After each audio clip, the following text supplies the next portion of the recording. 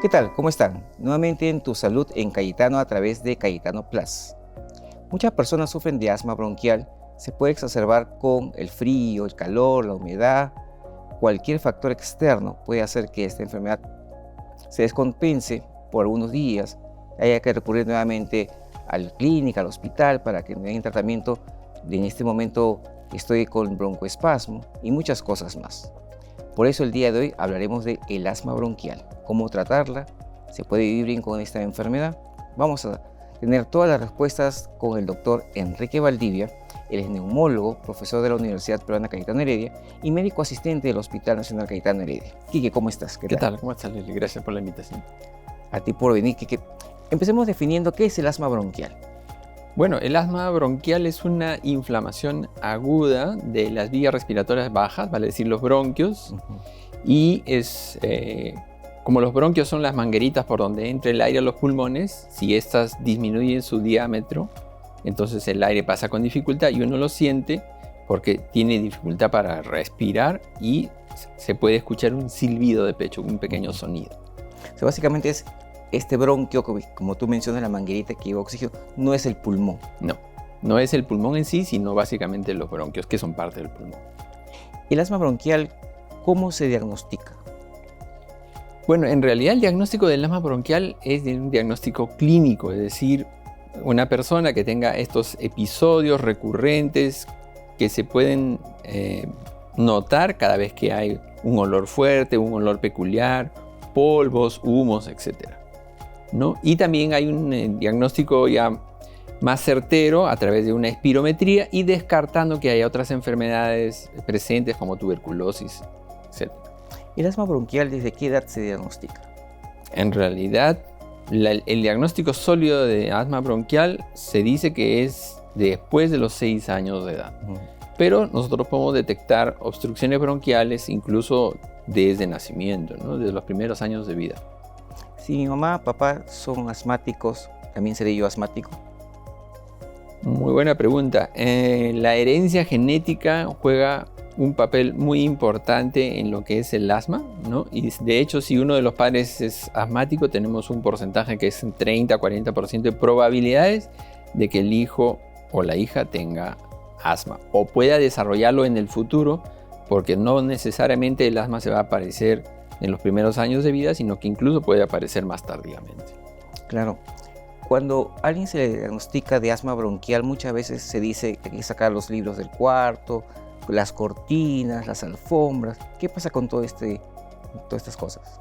Claro, si nosotros partimos de que el asma es una enfermedad alérgica, como cuando uno le pica un mosquito y te crece o te sale una roncha, igual si tú tienes asma hay que tratar de identificar cuál factor, qué es la causa de esa aparición.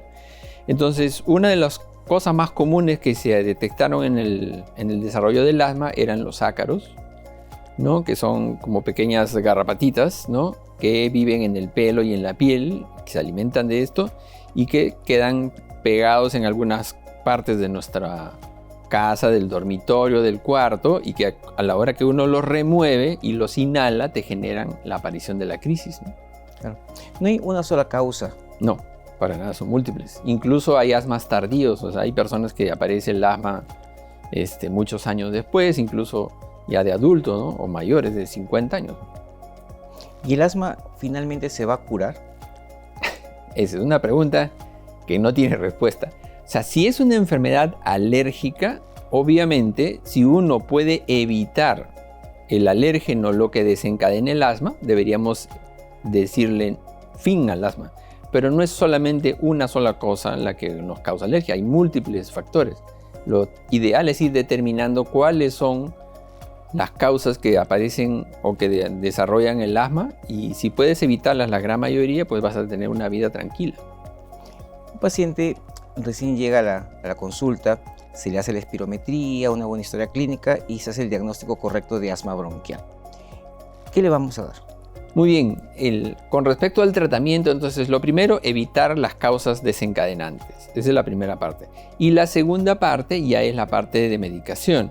Entonces, clásicamente el asma está determinado por una célula que se llama eosinófilo, que es, digamos, el director de orquesta del asma como asma alérgica, ¿no? Entonces hay medicinas o tratamientos diseñados para que esta inflamación se pueda detener, ¿no? Entonces, inicialmente la medicación puede ser oral, puede ser endovenosa o puede ser inhalada. Y el objetivo es detener esa inflamación. Vamos a hacer que este bronquio inflamado se desinflame y permite entrar mejor el aire. Exacto. Acá viene la primera cosa que la gente se asusta. Doctor, si yo uso un broncodilatador, ¿me voy a volver adicto? Claro. Es una pregunta muy frecuente, sobre todo entre los peruanos, porque cuando uno consulta a otros médicos de otras latitudes, de otros países incluso, ellos dicen, no, pero nadie me pregunta eso, ¿no? Sí, es peruano. Sí. Esa es una pregunta muy peruana. Y efectivamente, claro, como el broncodilatador, que es el salbutamol, la mejor manera de administración es inhalada. Para que entre directo. Para que entre directo y tenga menos efectos colaterales, ¿no? Porque es un beta-agonista, entonces la mejor forma es el inhalador. Pero pasan varias cosas. Si uno lo usa mucho tiempo, como que va perdiendo efecto. De ahí que la gente va utilizando cada vez más puro salbutamol y de ahí sale la creencia de que uno se vuelve adicto al inhalador, ¿no? Pero en realidad uno no se vuelve adicto, utilizas el medicamento para controlar parte de tu crisis. Claro. Y otra cosa que también se utiliza son los corticoides. Estos corticoides lo damos a demanda. ¿Cómo se maneja esto? Muy bien, y el otro tema son los corticoides. Primero, los corticoides no hay que satanizarlos porque el cuerpo no puede vivir sin corticoides y de hecho nuestro cuerpo o todas las personas producimos una cantidad diaria de corticoides en picos, o sea que el primer pico aparece más o menos entre las 4 y las 6 de la mañana y el segundo pico es entre las 12 y 2 de la tarde aproximadamente. Y eso permite estabilizar el sistema, o sea, el cuerpo de todas las personas. Ahora, el corticoide tiene una función importante en el asma que es evitar o desinflamar la parte que está afectada, en este caso los bronquios, y si administramos por boca una pastilla estamos dando una dosis alta y si administramos por inhalador estamos dando una dosis tópica o local y con muchos menos efectos secundarios. Esa es la gran ventaja. Entonces, lo ideal es combinar un corticoide inhalado con un broncodilatador, de tal manera que, haciendo uso de esta combinación, pueden ser juntos o separados, utilizamos menos de cada una que si lo diéramos separados. Cuando alguien comienza con el tratamiento para asma, con las creencias que tenemos en el país, siempre deja el tratamiento a la semana o 2 semanas porque ya se siente bien. Claro, hay que diferenciar en el asma en la persona que es muy alérgica de la persona que es levemente alérgica.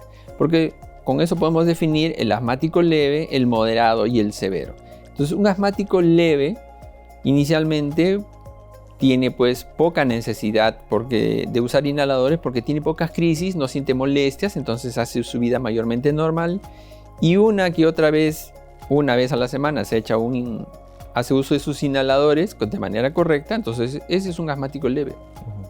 Pero tenemos pacientes que usan salbutamol, usan 3 o 4 disparos en el día, todos los días, no pueden vivir sin su salbutamol. Se consumen 2 aparatitos de salbutamol al mes, cuando el salbutamol debería durar 6 meses, ¿no? Y ellos se consideran leves porque nunca han pisado una emergencia, pero consumen una gran cantidad de salbutamol. Claro. Y eso a la larga puede tener problemas porque pueden desarrollar arritmias cardíacas, que hemos visto varios casos, y terminar en la emergencia, no tanto por la crisis de asma, sino por una arritmia cardíaca por mal uso de la medicación. Algo que también las personas se preocupan mucho es con la parte del ejercicio. Hay una creencia que es, soy asmático, no puedo hacer ejercicio.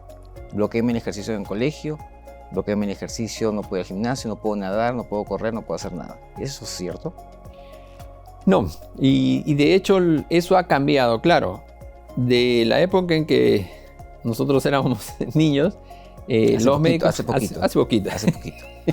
Los médicos te indicaban, pues, no hagas ejercicio, cuídate mucho, no comas ningún cítrico, hacían una serie de indicaciones que eran, digamos, el conocimiento de esa época. Porque no había tanta medicación y la medicación cuando te la daban te daba muchos efectos colaterales, secundarios. Y eso hacía, pues, que la gente prefiriera estar en su casa, ¿no? Posteriormente, con las nuevas medicinas y el tratamiento más controlado, ya a las personas no se les pide que no hagan ejercicio, al contrario, el objetivo es que puedan reincorporarse a sus actividades habituales lo más pronto posible. Y si son niños, que no es que se queden encerrados en su casa, al contrario, que puedan compartir y que hagan su vida lo más normal posible, bien controlados, bien medicados. Claro, y sobre todo poder ubicar cuál es el alergeno que ha ocasionado el asma, ¿no? Exacto. La crisis asmática. Exacto, es parte, ¿no? Eso y bien medicado. Y bien medicado, claro que sí. ¿Se puede prevenir los ataques de asma? Si tú sabes cuál es el causante, el alérgeno o la situación en que aparece el asma, se puede prevenir. 1, disminuyendo la exposición y 2, utilizando medicación controladora, ¿no? Y en las últimas guías internacionales, principalmente el GINA, ¿no?, que es una iniciativa internacional para el control del asma, ellos incluso sugieren ya medicación combinada incluso en asmáticos leves. ¿Por qué? Porque se ha visto que utilizando medicación combinada las crisis duran más cortas, ¿no? A la larga usan mucho menos medicación y el paciente puede hacer sus actividades lo más normal posible, sin afectarle su vida diaria. Porque la idea básicamente es volver a desinflamar ese bronquio. Exacto, y volver a funcionalidad total. Total, claro. Hay unas camaritas que también se utilizan para las inhalaciones. ¿Eso es bueno? Ya, muy bien. Las aerocámaras o espaciadores están diseñados para maximizar el ingreso del inhalador porque es como una pintura en spray, ¿no? Nosotros queremos que la partícula que tiene que entrar al bronquio entre a la cantidad precisa, ¿no? Si lo alejamos mucho, vamos a perder. Si lo acercamos demasiado, como la medicina viene a presión, sale un chorro, parte de la medicina se queda en la boca.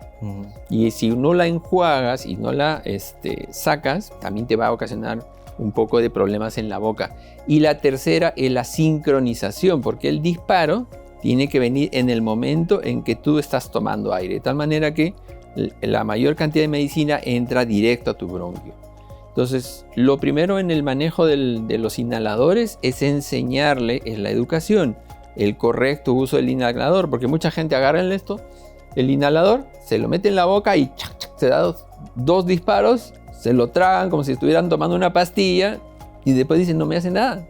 Esta medicina no me funciona y vienen reclamando de que no se controlan su crisis y en realidad es simplemente un mal uso. Claro, no lo utilizan adecuadamente. Exacto. Entonces los inhaladores los espaciadores, se diseñaron básicamente para los grupos de mayor riesgo, que eran los niños pequeños que no pueden sincronizar y los adultos mayores que también tienen problemas, se hace más complicado el manejo de la sincronización con el disparo y la inhalación. Entonces, por eso es que los espaciadores tienen, digamos, un grupo donde deben usarse sí o sí, pero si la persona sabe usarlo adecuadamente, no es necesario obligatoriamente usar un espaciador. Pero obviamente si es un adulto mayor que no sabe, le ponemos. Claro, le ponemos su espaciador. Algo que también preocupa es que si soy asmático tengo que librarme de algunas comidas. ¿Me restringen algo para comer? Ya, eso también es otro tema, ¿no? O sea, es decir que de la parte de alergia todos mezclamos siempre los cítricos tienen la culpa, ¿no? O el pescado tiene la culpa. Mariscos. Exacto, o los mariscos, qué sé yo. Y en la vida real, en realidad, muy pocas personas tienen esas arritmias o esas alergias tan espantosas, ¿no? El grueso, o sea, la gran mayoría de las personas no la tienen y por lo tanto no hay que restringirla, ¿no? Porque ya sabemos que no es alergia, no es que porque comas una naranja o una mandarina te va a dar tu crisis, ¿no? Pero sí hay, por decirlo de alguna manera, esas pocas personas selectas, ¿no? En las cuales esa comida les va a desencadenar una crisis. O sea, hay gente que es alérgica al maní, ¿no? o a los mariscos, y ya lo saben, van a los restaurantes y le dicen por favor que no, en mi comida no le pongan maní, porque incluso algunos pueden hasta fallecer por una reacción alérgica severa. Pero gracias a Dios pues son muy contados con los dedos de la mano, son poquitos. Entonces en realidad eso se tiene que separar, hay que individualizar eso porque esa es una práctica antigua. Ahora, en los niños que vienen de padres que son alérgicos los dos, sí debemos hacer hincapié en que muchas de las cosas que causan alergia son preservantes, ¿no? El amarillo 40 de la Inca Kola, ¿no? El veneno de sabor nacional, ¿no?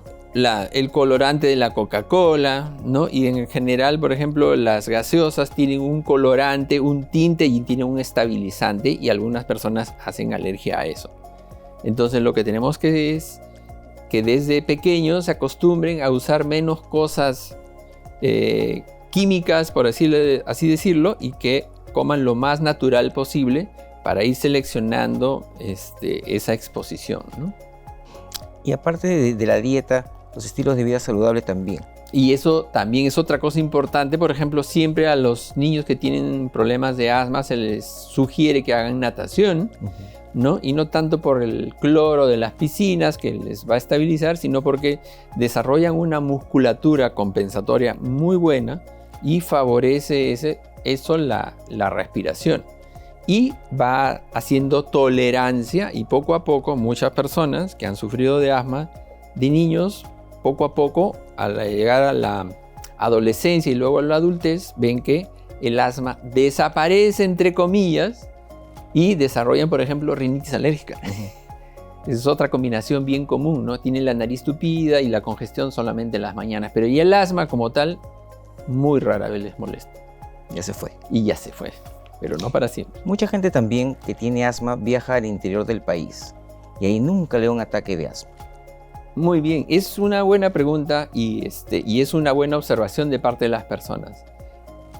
Lima, por ejemplo, es una ciudad terriblemente contaminada, entonces todo el mundo asocia la humedad primero con el asma, y es parte del problema, pero no es totalmente el problema, porque incluso un asmático en Lima ciudad sale fuera de la ciudad y se va bien al sur o bien al norte, incluso Huacho o Aral, y el asma mejora diametralmente. Y eso es porque el problema principal de Lima ciudad es la contaminación, que es muy alta y es una de las principales de Latinoamérica, ¿no? Estamos en competencia con Chile y con Santiago de Chile y con México, ¿no? Y es una de las causas por las cuales tenemos también la más alta prevalencia de asma en Latinoamérica, ¿no?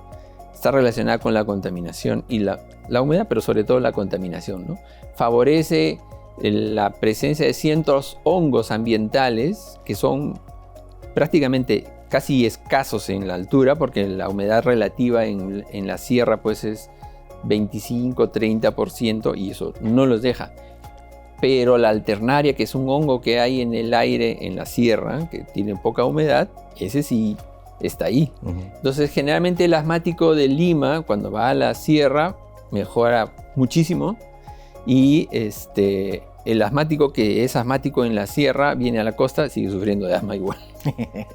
Pero menos, ¿no? Diferente. Entonces uno es alérgico a las cosas que hay en el aire que respira, ¿no? No es el aire en sí, ¿no? Entonces la basura o la presencia de los contaminantes o lo que estamos respirando normalmente, ¿no? Hay muchos pacientes con asma que llegan a la unidad de cuidados intensivos. ¿Qué pasó con ellos? ¿Son un grupo especial de asmáticos? Claro, como en toda enfermedad, hay personas que son muy alérgicas y ese grupo se denomina asma grave, los asmáticos severos. Incluso hay algunos que incluso pueden fallecer, o los asma casi fatal, ¿no? Y son personas que pueden estar de la nada tranquilamente y hay una exposición masiva y desarrollan una crisis repentina muy severa, muy resistente a los tratamientos y terminan en cuidados intensivos. Y hay otros que tienen una enfermedad crónica que ya están manejando inadecuadamente o medicinas que no son las adecuadas y llega un momento que ya no hay respuesta a esa medicina y terminan en cuidados intensivos también, ¿no? Entonces Esos pacientes que tienen una asma severa tienen que tener un control cercano, seguido, y ir manejando su medicina de manera crónica, ¿no? Yo siempre que veo un asmático en emergencia, mi pregunta es si ha estado en UCI. Claro. Porque me dice que sí y no lo suelto porque se me puede empeorar. Así es. Y de hecho se ha ido viendo con el conocimiento y todo esto, que los asmáticos que han tenido una entrada a UCI ya son pacientes de alto riesgo. Claro. Y que pueden volver a terminar nuevamente en UCI. Y también tenemos pacientes que tienen asmas leves, ¿no? Y que, como uno que tuve hace poco en una institución privada, que estaba haciendo supervisando un trabajo, y un olor de un pegamento le desencadenó una crisis terrible y terminó en cuidados intensivos, ¿no? Entonces, pues las personas alérgicas pueden desarrollar estas condiciones si es que la situación se da. Yo me acuerdo de una señora que era asmática y que cambiaron el desinfectante por otra marca y tenía no sé qué sustancia que le cerró el pecho así en segundos. Así es. Y también pasa con los aires acondicionados. Hay mucha gente que le da miedo entrar a un sitio con aire acondicionado porque ya sabe que se les va a cerrar el pecho. Y ahí va el otro tema de la limpieza de los aires acondicionados, porque eso tiene un filtro. Y si ese filtro no se cambia regularmente, entonces va a tener más basura el aire y eso va a ocasionar crisis, ¿no? Muchas personas se quejan de este problema, de que entran a sitios con aire acondicionado y notan que el asma empeora. Pero cuando ellos viajan fuera del país y entran a los ambientes, porque por ejemplo Miami, otras ciudades de Estados Unidos, todos los ambientes funcionan con aire acondicionado y no tienen ninguna molestia. No les pasa nada. Exactamente, pero en el Perú siempre les pasa lo mismo. Y generalmente en otros países, ya sé, planetas, utilizan aires acondicionados centralizados y ellos tienen un control bien estricto de lo que es limpieza de filtros y todas estas cosas. Pero en el Perú, la mayoría de aires acondicionados que manejamos son máquinas pequeñas focales y no hay una política de limpieza, ni de seguimiento, ni control de estas máquinas, y por lo tanto, pues no se hace un seguimiento adecuado. Y uno entra a un sitio que no es correcto y inmediatamente siente el olor aguardado, que es el olor de las esporas de los hongos u otras partículas más. Inmediatamente les viene el silbido de pecho y les desencadena una crisis. Quique, ¿qué mensaje darías a las personas que viven con asma y a sus familiares para que no limiten sus actividades? Lo primero es, el asma es una enfermedad controlable. Sí es cierto que uno va a vivir con el asma mucho tiempo, por no decir toda la vida, pero que se puede mantener súper controlada y que nos permite hacer nuestra vida lo más normal posible. Claro, puede haber ciertas limitaciones en cuanto a alimentación o cosas, pero en general uno puede hacerlo como debe ser. Entonces lo primero es, tienen que conocer su enfermedad, qué cosa les desencadena, qué cosa hace que su enfermedad empeore, y lo siguiente es estar en contacto con su médico de cabecera, que puede ser neumólogo o puede ser internista en general, pero que conozca su enfermedad y que use una medicación adecuada. O sea, para comenzar, la mayoría tienen asma y rinitis o las combinaciones, y si el asma se controla, pero no le hacemos caso a la rinitis, va a volver a empeorar. Y si solamente controlamos la rinitis y nos olvidamos del asma, va a pasar lo mismo. Entonces hay que controlar bien nuestras enfermedades y eso nos va a permitir hacer nuestra vida lo más normal posible. Muy bien. Muchas gracias, Quique, por tu presencia. Encantado. Hemos hoy día aprendido mucho sobre el asma bronquial. Muchas gracias. Bien, ya lo saben, personas que tengan asma bronquial o el diagnóstico de asma bronquial tienen que tener un seguimiento por su médico para que tenga un tratamiento durante la crisis o entre las crisis, y la vida va a poder seguir siendo normal como siempre. Depende de ti seguir las indicaciones del médico que van a mejorar tu calidad de vida. Nos vemos la próxima semana. Gracias.